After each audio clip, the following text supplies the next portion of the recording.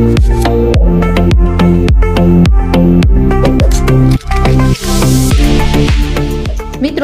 આજે આપણે ચોપડી તો કરવી જ પડશે જીસીઆરટી સિરીઝમાં ધોરણ 9 પ્રકરણ 2 ની વાત કરીશું, જેનું શીર્ષક છે પ્રથમ વિશ્વયુદ્ધ અને રશિયન ક્રાંતિ. એમસીક્યુ પ્રશ્ન નંબર 1. પ્રથમ વિશ્વયુદ્ધના બીજ કઈ સંધિમાં રોપાયા હતા? A. Versailles, B. Frankfurt, C. France અને બ્રિટનની સંધિ, ડી. જર્મની અને હંગેરીની સંધિ. મિત્રો, સાચો જવાબ છે ઓપ્શન બી, ફ્રેન્કફર્ટ. 2. પ્રથમ વિશ્વયુદ્ધને અંતે કઈ સંધિ કરવામાં આવી? એ. વર્સેલ્સની સંધિ, બી. ગુપ્ત સંધિ, સી. લટેનની સંધિ, ડી. ફ્રેન્કફર્ટની સંધિ. મિત્રો, સાચો જવાબ છે ઓપ્શન એ, વર્સેલ્સની સંધિ. 3. ફ્રેન્કફર્ટની સંધિમાં ફ્રાન્સે કયા પ્રદેશો ગુમાવ્યા હતા? એ. ડેન્ઝિગ પ્રદેશો, બી. આલ્સેસ અને લોરેન્સના પ્રદેશો, સી. પશ્ચિમ રશિયાના પ્રદેશો, ડી. ઇંગ્લેન્ડના પ્રદેશો. મિત્રો, સાચો જવાબ છે ઓપ્શન બી, આલ્સેસ અને લોરેન્સના પ્રદેશો. One liner. પ્રથમ વિશ્વયુદ્ધના બીજ કઈ સંધિમાં રોપાયા હતા? ફ્રેન્કફર્ટની સંધિ. પ્રથમ વિશ્વયુદ્ધનો સમયગાળો જણાવો. 1914 થી 1918. અફીણના વેપારને કારણે ઇંગ્લેન્ડ અને ચીન વચ્ચે કયા વિગ્રહો થયા?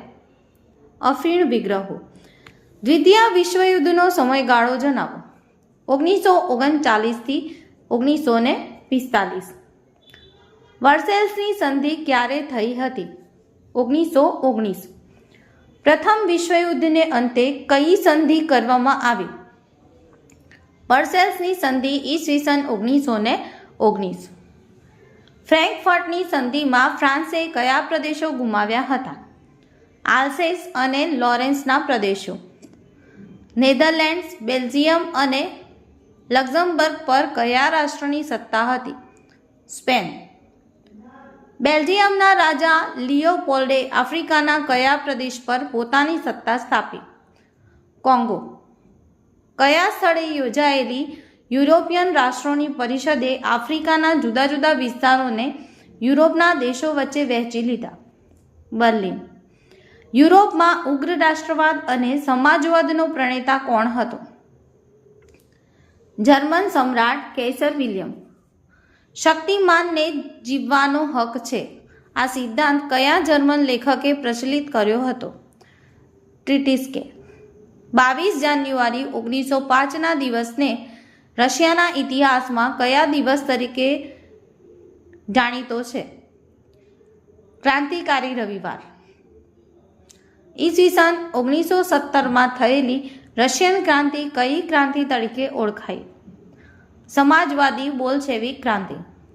રાષ્ટ્રસંઘ ધ લીગલ ઓફ નેશન્સની સ્થાપના ક્યારે કરવામાં આવી? 10 જાન્યુઆરી 1920ના રોજ. Thank you.